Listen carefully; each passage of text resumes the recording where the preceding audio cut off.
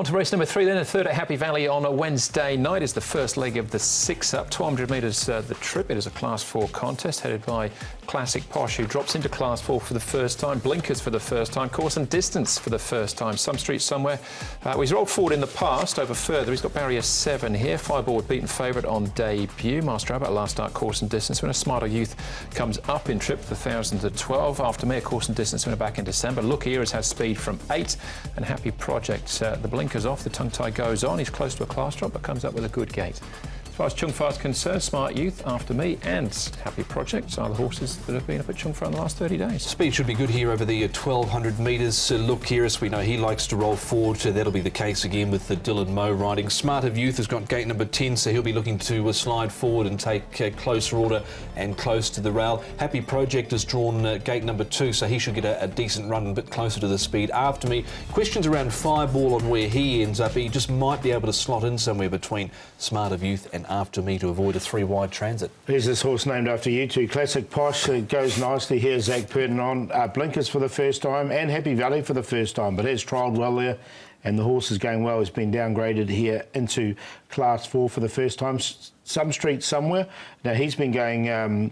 He's been backed actually last few starts and actually hasn't won, but he's well rated. He's won off 68 and he's down to 55, back to 1,200. All right, Peter Ho, Matthew Chadwick with him. Let's look at some winning form though to start off with, and that's Master Albert here over the 1,200 metres last time out.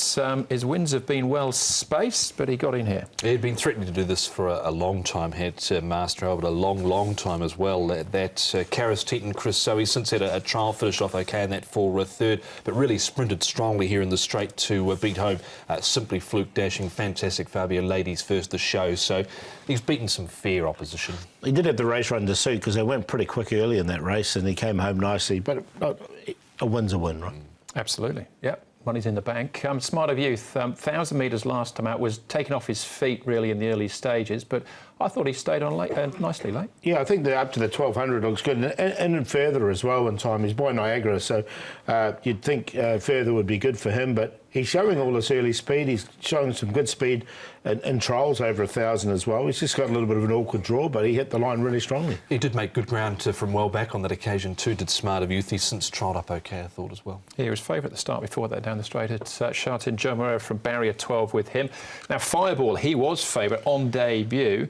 Again, over the 1,000 metres last time, but to no avail. Yeah, so he's led in all of his trials, has Fireball. He wasn't able to lead first up behind Happy Good Guys because there was some pressure, but he was in close attendance, and there was a bit of a question mark of where he ends up in this run, if he can slot in.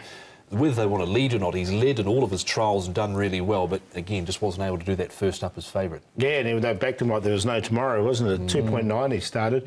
Look, there's definitely ability with this horse. His pedigree suggests he will want a bit further in time as well. We've gone for the claim as well. Yeah, Joe rode him on debut. Joe rode Smarter Youth. This is Classic Posh with the class drop. Yeah, and I think it was a really nice trial. You can see with the blinkers on for the first time. He did arrive on a rating of 70.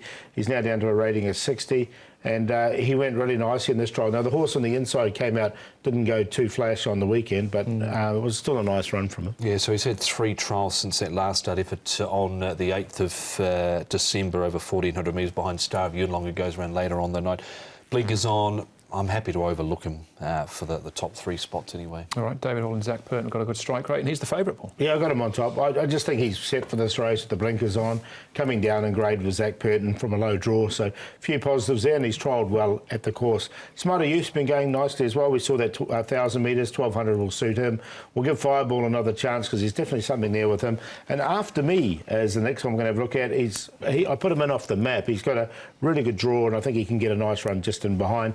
He's a winner this season already. 1,749. Yeah, Smarter Youth on top for me. Horse at number 7, Joe Moreira riding for Danny Shum. Gate number 10 should be able to get a nice run, I think, up on the speed. 7, Smarter Youth, and be there at the end. I do have After Me in, drawn nicely in gate number 5. Battled last start, but did win well in a blanket finish. 3 back over Far Shadow since 1. Master Albert in, and Classic Posh on a minor line. 7, 9, 5 and 1. All right, Smarter Youth for me there in race number 3. We've all got the 1 and the 7 in our numbers in the first leg of the 6-up. That's race number 3. All right, moves us on to the 4th on the programme, and race number 4 will be the first leg. Give the triple trio.